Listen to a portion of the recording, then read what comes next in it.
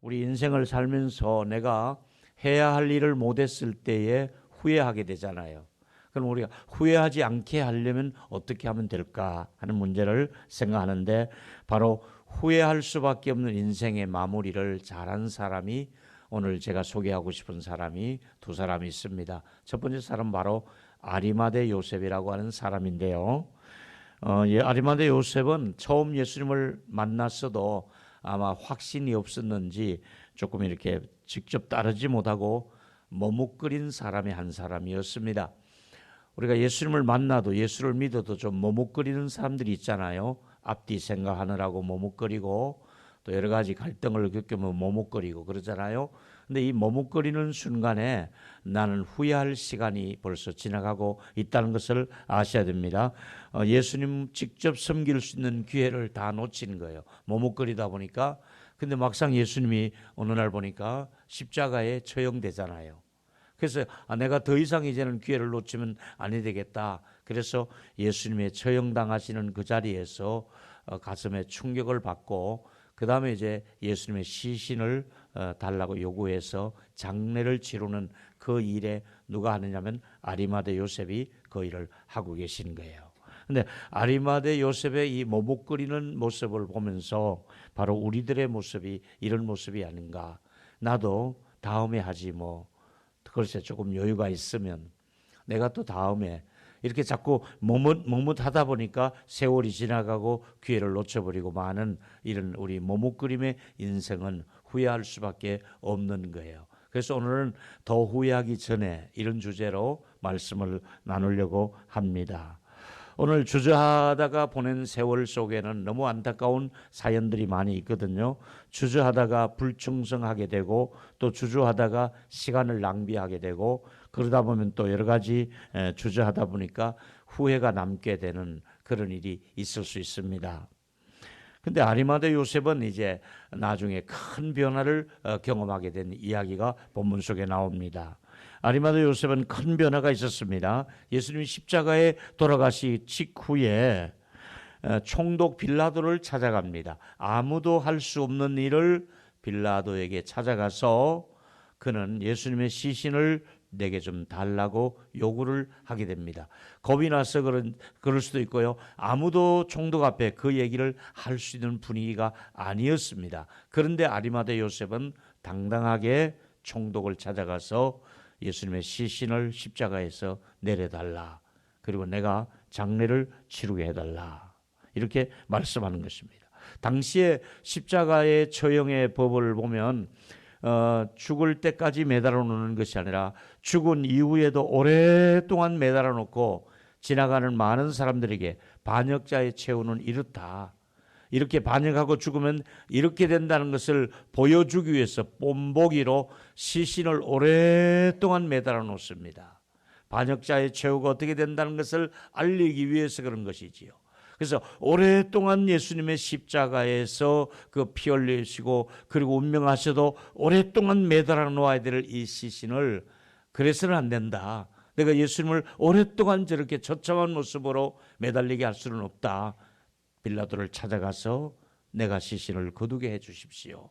그 역할을 한 사람이 바로 아리마대 요셉이었습니다. 이제 아리마대 요셉은 내 모든 직위를 걸고 내 명예가 사라진다 할지라도, 내게 어떤 불이익이 온다 할지라도 나의 모든 것을 이제는 내려놓고 예수님의 장사만큼은 내가 치르겠다.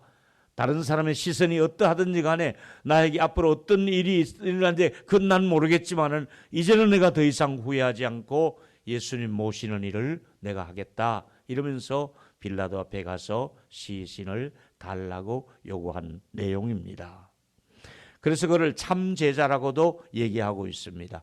다른 제자들이 할 수 없는 일을 이 빌라도 앞에 가서 아리마대 요셉이 이런 역할을 했기 때문에 그는 참 제자였다. 이렇게 말하고 있습니다. 제가 오늘 생각한 것 중에 첫 번째 얘기가 뭐냐면, 아리마대 요셉은 기회를 붙잡은 사람이라 할 수 있겠습니다. 아리마대 요셉에게 기회가 왔습니다. 그 기회를 자기의 기회로 붙잡았던 사람이 아리마대 요셉이었습니다. 이제 저와 여러분은 올해 2020년도를 살아가면서 하나님이 또 다른 기회의 장을 열어주셨습니다. 우리가 이때에 숨쉬고 있으며 이 활동할 수 있는 기회를 하나님께서 주신 것입니다.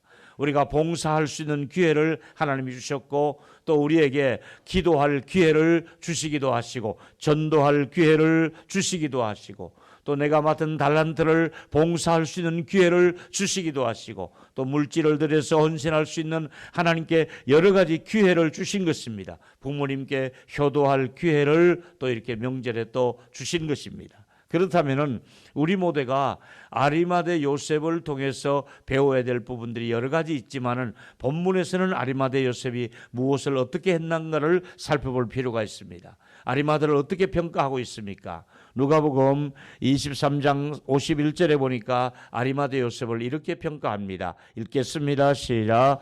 그들의 결의와 행사에 찬성하지 아니한 자가 그는 유대인의 아리마대 사람이요 하나님의 나라를 기다리는 자라. 그는 아리마대라고 하는 동네 사람인데 아주 경건한 사람이었습니다. 그는 하나님의 나라를 기다린 사람이었다고 성경은 말씀하고 있습니다. 하나님의 일을 생각했고 하나님의 나라를 기다렸다고 말하고 있습니다. 그렇습니다. 우리가 하나님의 일을 생각하고 하나님의 일에 관심을 가지고 있으면 그 사람에게 하나님이 일할 수 있는 기회를 주시는 것입니다. 하나님의 일에 관심이 있는 사람을 하나님이 보고 계시다가 그 사람에게 때가 되면 기회를 주시는 것입니다. 이 기회는 아무에게나 주어지는 것이 아니라 하나님의 일에 관심이 있는지를 보고 있다가 그 사람에게 하나님이 기회를 주시고 더 그 기회를 포착한 사람이 바로 아리마대 요셉이라고 할 수가 있겠습니다. 영적인 눈을 가진 사람은 하나님이 주시는 기회를 놓치지 않습니다. 이것은 하나님이 내게 주신 사인이다. 하나님이 내게 주신 선물이다. 이것은 하나님께 내게 주신 사명이다. 이 영적인 사람일수록 하나님이 주시는 기회를 잘 포착하는 것이 영적인 사람의 모습이라고 할 수가 있겠습니다. 지금 아리마대 요셉은 이제까지는 내가 머뭇거리며 살아왔고 숨어서 예수를 믿었고 예수님을 섬기되 멀찌감치 뒤에서 그냥 있는 듯 없는 듯 그렇게 지내왔지만은 더 이상 내가 후회하지 않겠다. 그래서 한 발 앞으로 나섰던 사람이 아리마대 요셉이었습니다. 그래서 아리마대 요셉은 예수님의 시신을 달라고 했고 깨끗한 세마포로 예수님의 시신을 싸서 니고데모가 가져온 향유를 거기에서 넣고 그래서 예수님의 시신을 잘 정리해서 새 무덤 속에다가 예수님의 시체를 갖다가 누였습니다. 자, 현재 우리들이 살아갈 때 하나님께서 여러분에게 사연은 있겠지만은 어쨌든 영적인 시각을 가지고 살아가시면 올해도 하나님께서 저와 여러분에게 좋은 그런 기회를 하나님이 허락해 주시고 그 기회를 잘 선용할 수 있는 저와 여러분이 되기를 소원하겠습니다. 기회를 잘 선용하는 것이 올 한 해를 주신 하나님의 뜻이 그 속에 담겨 있다 이 말입니다. 그런데 하나님께서 어떻게 기회를 주시느냐고요? 그 기회를 이렇게 성경에 샘플이 있습니다. 마태복음 10장 42절을 보니까 누구든지 여러분도 포함될 수 있습니다. 누구든지 여러분도 이 속에 들어가 있습니다. 제자의 이름으로 작은 자에게 냉수 한 그릇이라도 주는 자는 결단코 내가 상을 잃지 않겠다. 누구든지 목마른 사람에게 냉수를 대접할 수 있잖아요. 누구든지 물 한 그릇 주는 것이 뭐 그렇게 어렵겠느냐 하는데 사실은 쉽지 않지요. 내가 왜 그래? 내가 왜 그래? 저 사람하고 나하고 무슨 상관이 있는데 내가 왜 그 수고를 해야 되지? 요즘 가면 갈수록 개인주의가 되기 때문에 내가 왜 그런 일을 해야 돼? 이렇게 우리가 나올 수도 있습니다. 내가 왜 옥에 있던 사람을 돌아봐야 돼? 내가 왜 나그네를 영접해야 돼? 배고픈 사람하고 내가 어떻게 다 하란 말이야? 병든 사람을 내가 어떻게? 여러분 우리 주변에 병든 자, 나그네된 자, 외로운 자들, 또 헐벗은 자들 내가 왜 하면 그 사람은 상급을 잃어버리게 되는 거예요. 그걸 내게 주신 기회로 생각하고 내게 그 일을 하라고 내 주변에 그런 사람을 보낸 것으로 생각하시고 저 아픈 사람이 내 주변에 눈에 띄었다. 저 가난한 사람이 내 주변에서 있게 했다 것은 너의 것을 가지고 그 사람을 도와주라고 하나님이 기회를 주신 것이라고 생각하시고, 여러분에게 올해 우리에게 주어진 기회를 놓치지 않고 감당할 수 있는 저와 여러분이 되기를 소원하겠습니다. 예수님께서 십자가에 매달렸을 때에 우리는 단순히 십자가에 매달리신 그분이 어떤 분인가를 우리가 뭐하는 사람이 모르고 있잖아요. 왜 저분이 십자가에 달렸는지, 저분이 십자가에 달림으로 어떤 일이 우리에게 다가오는지 아무도 모를 때 그 소중한 마무리를 아리마대 요셉이 하고 있습니다.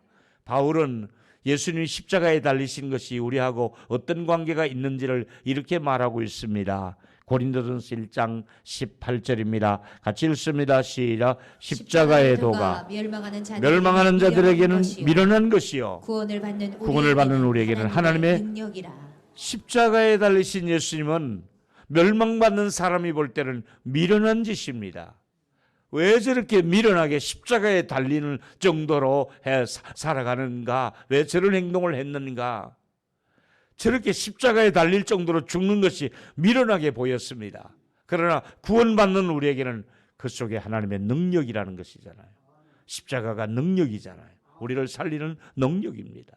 우리는 오늘 예수님을 처음 만났을 때의 그 아리마대 요셉의 모습과 예수님이 돌아가시고 난 뒤에 아리마대 요셉은 다른 모습으로 드러나고 있지 않습니까? 처음에는 가만히 있었던 그가 이제는 내가 더 이상 가만히 있을 자리가 아닌 것 같다.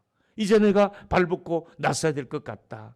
내가 이 일을 하지 않으면 내가 후회할 것만 같다. 그래서 예수님의 시신을 마지막에 그가 나서서 거두었던 모습을 보면서 이제 내가 체면을 세울 때가 아니다. 이게 내 자존심의 문제가 아니다. 내 명예가 문제가 아니다. 내가 죽으면 들어가려고 생각했던 내 재산과 같은 저 무덤도 이제는 내가 이것저것 따질 때가 아니다. 그러면서 이제는 예수님의 장례를 내가 치료하겠다는 생각으로 앞뒤 가리지 않고 그런 계산하지 않고 나가서 이 일을 내가 하겠습니다 하고 후회하지 않으려고 몸부림을 치는 아리마대 요셉의 생을 우리가 볼 수가 있습니다. 두 번째 얘기는 이렇게 시작합니다. 아리마대 요셉은 이 일을 위해서 대가를 지불했습니다. 그리고 사명을 감당했습니다. 우리는 어떤 일을 할 때 대가를 지불하고 그것이 곧 사명하고 연결된다는 것을 아셔야 됩니다. 아리마대 요셉은 정말로 멋진 대가를 그가 지불했습니다. 후회하지 않은 인생을 살려고 말입니다. 다시 말하면 후회를 넘어서 사명을 감당한 사람이 아리마대 요셉이라고 할 수 있습니다. 더 이상 내가 후회하지 않고 사명의 사람이 되자. 여러분에게 드리는 메시지가 이겁니다. 여러분이 후회할 인생을 살지 마시고 인생을 후회하면서 마무리를 하지 마시고 사명을 감당하다가 인생을 마무리할 수 있는 저와 여러분이 되기를 축원하겠습니다. 우리 옆 사람과 손잡고 말씀하십시오. 후회하시지 마시고 사명을 감당합시다. 한 번 더 후회할 인생을 살지 마시고 사명을 감당합시다. 할렐루야. 그렇습니다. 금년에 우리 모두에게 주는 메시지가 이런 것들입니다. 올해는 후회할 만한 일은 하지 마시고 사명을 감당할 수 있도록 내가 왜 그랬던가, 내가 왜 그때 기회를 놓쳤던가, 내가 그때 왜 그거 하지 않았던가, 내가 그때 왜 기도하지 않았던가, 내가 왜 그때 전도하지 않았던가, 내가 그때 왜 좀 더 봉사하지 않았던가, 그런 후회보다는 원래는 내가 사명을 감당할 자리로 대가를 지불하고 앞으로 나올 수 있는 저와 여러분이 되기를 축원하겠습니다. 그러려면 삶의 우선순위를 먼저 정하셔야 됩니다. 그리고 하나님이 기뻐하시는 일을 먼저 하리라. 하나님이 기뻐하시는 일을 내가 해보겠다. 그래서 이제는 내가 세상을 따라가는 것이 기준이 아니라 그리스도를 따라가는 것이 내가 기준이 되어야겠다. 뿐만 아니라 손에 쟁기를 잡고 내가 이제 뒤를 돌아봐서는 아니 되겠다. 뿐만 아니라 이제 내가 소돔성에서 빠져나왔던 그 롯의 아내가 거기에 또 미련이 있어서 뒤를 돌아보다가 소금기둥이 되고 말았으니 나는 롯의 아내처럼 살아서는 아니 되겠다. 뿐만 아니라 여리고로 내려가다가 보면 강도 맞는 사람이 있었을 때 두 사람 제사장도 레위인도 피하여 지나갔습니다. 후회할 일을 했습니다.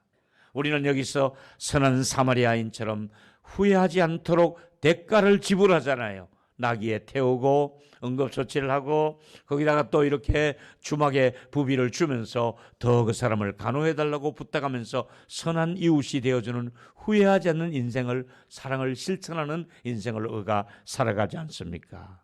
세 번째 얘기는 한 사람 더 소개합니다. 여리고의 삭개오는 후회하지 않으려고 애썼던 사람이잖아요. 그렇게 살아온 사람이잖아요.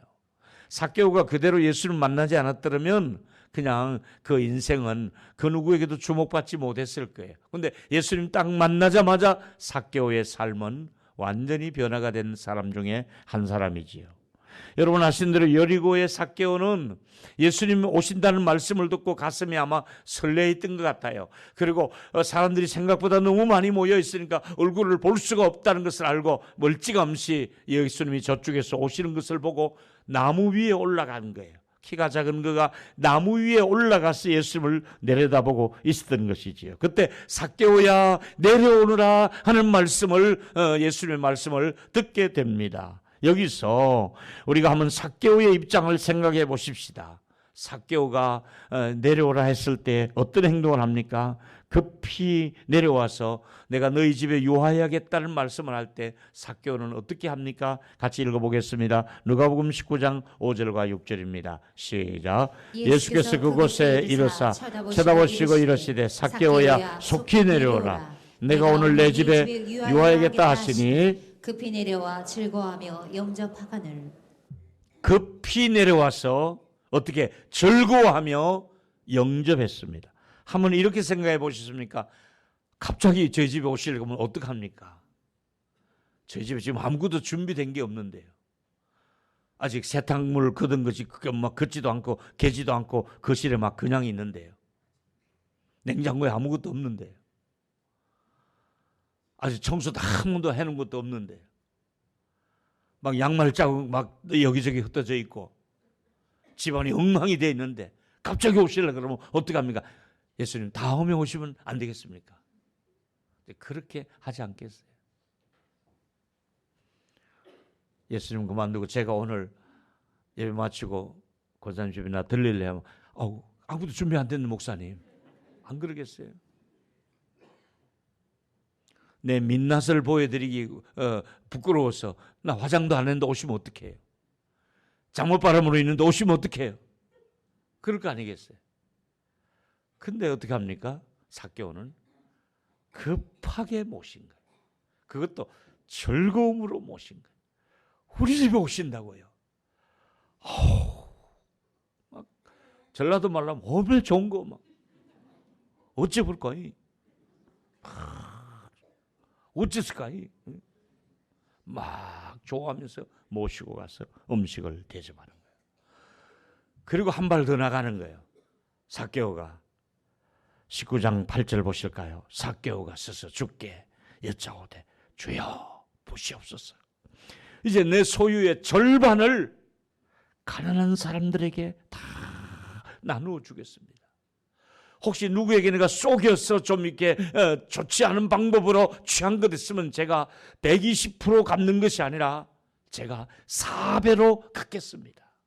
엄청난 삭개오의 인간 변화가 일어난 거예요. 삭개오는 제대로 대가를 지불하고 살아가는 후회하지 않은 인생을 결정한 사람이에요.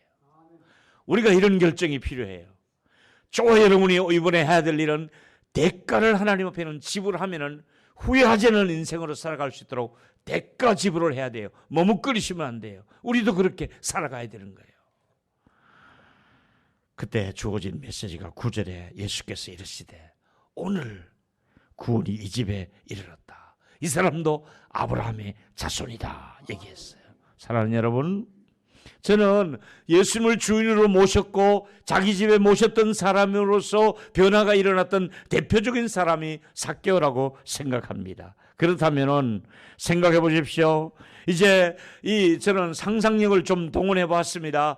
예수님이 이제 오셨고 식사하셨고 머무셨고 떠나간 뒤에 삭개오는 자기 집안에는 모든 창고의 문을 열쇠를 열었습니다. 그리고 동네 가난한 사람이 누군 줄 압니다. 여리고에 가난한 사람들 압니다. 전부 오라 그래가지고 재산의 절반을 약속대로 다 내놓았을 때에 그 재산의 창고를 열어서 곡식 창고를 열어서 곡식을 얻어가지 않나, 이것저것 먹을 것을 챙겨가지 않나, 의료품을 주지 않나, 또 여러 가지 좋은 것들을 막 가지고 그동안 가득가득 모아놓았던 그 세리장이 그 세무소에 있으면서 여러 가지 챙겼던 것들을 다 퍼주기 시작합니다.